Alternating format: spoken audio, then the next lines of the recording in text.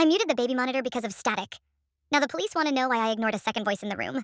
By the third week after bringing our son home, nights had turned into one long blurred smear of half sleep and panic. Every rustle on the baby monitor sounded like a crisis.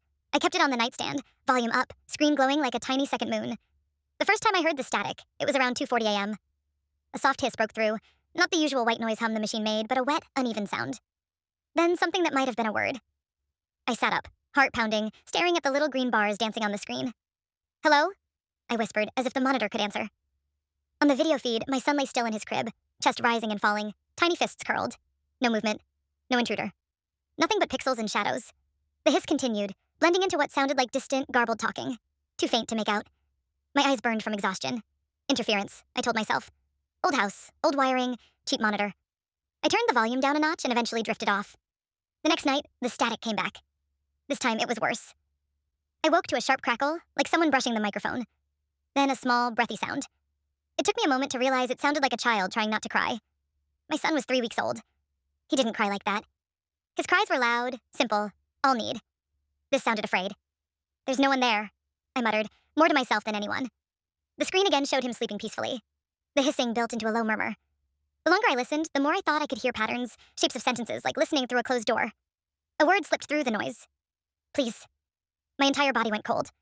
I told myself I was delirious, that my brain was stitching nonsense into meaning. Hands shaking, I hit the mute button. The silence that followed felt heavier than the noise. In the morning, I woke to pounding on the front door. 2 officers stood on the porch, uniforms stiff in the gray light. One had a clipboard, the other a small recording device in his hand. "Ma'am, are you the homeowner?" the taller one asked. "Yes," I said, throat dry. "Is something wrong?" "We received an emergency call from this address at 2:47 a.m., he said. A child's voice asking for help. The line stayed open for several minutes. My stomach dropped. I didn't call. It must be some kind of mistake.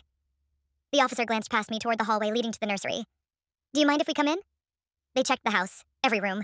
My son was fine. Sleepy, warm, completely unaware. No signs of forced entry. No misplaced phones. Nothing.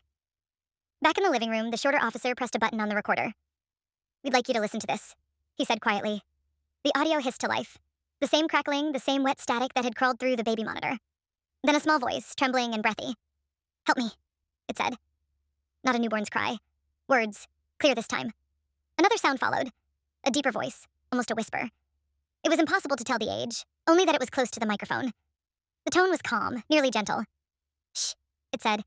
"They can't hear you." She turned it off. I felt the blood drain from my face. The officers watched me carefully. There was a pause on the recording, and then that same low voice spoke again, low enough that they had to adjust the volume. It said my full name, pronounced perfectly,